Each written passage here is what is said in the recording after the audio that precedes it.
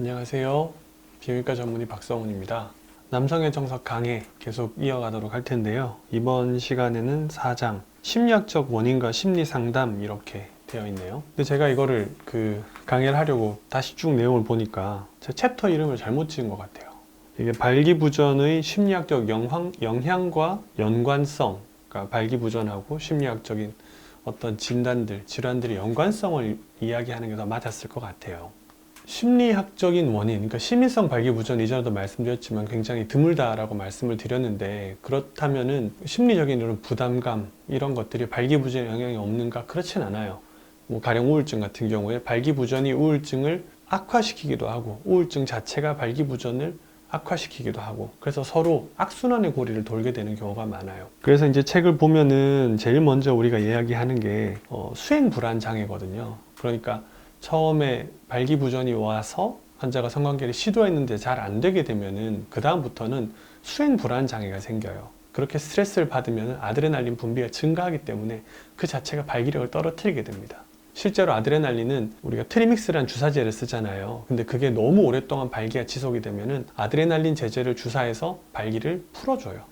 그러니까 이게 발기부전이 오면 수행불안 장애가 더 심해지고, 수행불안 장애가 더 심해지면 발기부전이 더 나빠지고, 이렇게 악순환의 고리를 돌 수가 있어요. 이런 경우에는 수행불안 장애를 없애려고 노력을 하는 것도 좋지만, 대부분은 이거는 경험에서 기인하거나 아니면은 일정적으로는 우리 체질에서 기인을 하는 거거든요. 그렇기 때문에 신체적인 문제를 교정해 줬을 때 좋아지는 경우들이 꽤 많아요. 무슨 얘기냐면은 발기부전 자체를 치료했을 때 이러한 심리적인 불편함들이 사라지는 경우가 많다, 이렇게 보시면 될 것 같아요.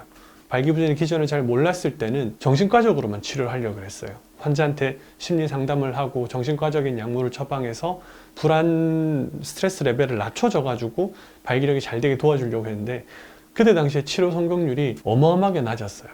약물이 개발되고 기전을 이해하고 나서는 심리학적인 원인 때문에 발기부전이 안 된다, 이 얘기는 지금에 와서는 좀 많이 줄어들었다. 그 빈도가, 비중이 치료에서, 그렇게 보시면 될 것 같아요.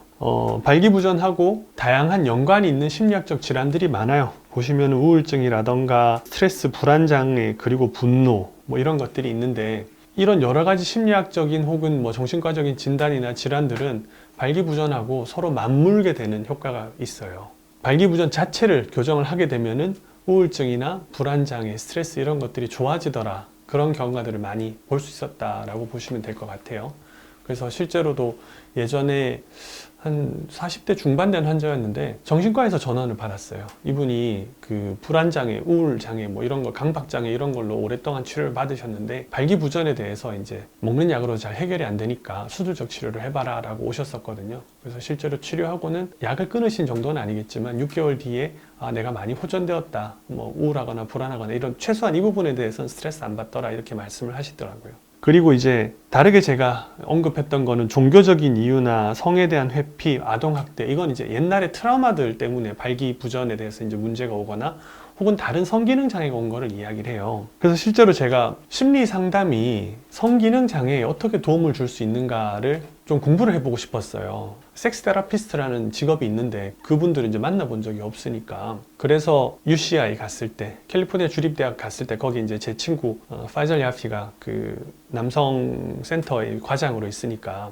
거기 이제 학회에 초청을 받아갔는데, 그때 처음으로 섹스 테라피스트를 만날 수가 있었어요. 그러니까 심리학과 출신의 섹스 테라피스트였는데, 쭉 이야기를 들어보고 제가 이야기 나눠보니까 섹스 테라피, 심리 상담으로, 심리 치료로 가장 효과를 볼 수 있는 부분은 발기부전이 아니었어요. 성기능 장애 중에 오르가즘을 느끼기 어려운 장애에 대해서는 섹스 테라피스트들을 통해서 치료를 많이 하고 있더라고요. 이 지루하고는 다릅니다. 이 성기능 장애에서 심리적인 상담이나 치료가 도움이 되는 부분은 그런 오르가즘 장애가 있을 때다라고 보시면 될 것 같아요. 그래서 발기부전 자체를 치료하는 경우는 없었어요. 제가 거기서 확인했을 때는. 다음 내용들을 보시면 새로운 연인이란 걸 제가 하나 언급을 해놨어요. 혹은 낯가림 교정, 이런 얘기를 했는데, 이거는 이전에도 여러 번 말씀드렸지만 익숙한 파트너와는 관계가 문제가 없는데 처음 만나는 이성과는 발기가 안 되는 경우들이 있어요. 근데 그 처음 만난 파트너가 익숙해지면 이제 발기부전이 사라지고 소위 말하는 낯가림이 있는 경우들이 있거든요. 이런 경우에 뭐 다양한 치료를 시도해 볼 수 있겠지만은 지금까지 제일 효과가 좋았던 거는 그냥 비아그라 처방하는 거였어요. 비아그라나 시알리스 같은 약물 처방하는 거였어요. 처음의 기간 동안에만 잠시 약을 처방하면은 큰 문제가 없게 되거든요. 확실히 심리적인 영향이 없지는 않아요. 하지만 계속 그게 지속된다 그러면은 그건 심리적인 영향이 아니다. 신체적인 영향이다. 이렇게 보셔야 될 것 같아요. 그리고 발기부전과 심리적인 영향은 결국 악순환의 고리라는 표현으로 요약이 될 것 같아요. 발기부전 자체가 심리적인 불안감이나 우울감을 증폭시키기 때문에, 그리고 그 증폭된 심리적인 질환 자체가 발기부전을 악화시키고 이게 돌아가기 때문에 악순환의 고리를 끊는 제일 쉬운 방법은 신체적인 원인을 교정해 주는 거다. 여러 번 제가 말씀드린 이유는 이게 되게 중요한 부분이 되기 때문에 그래요.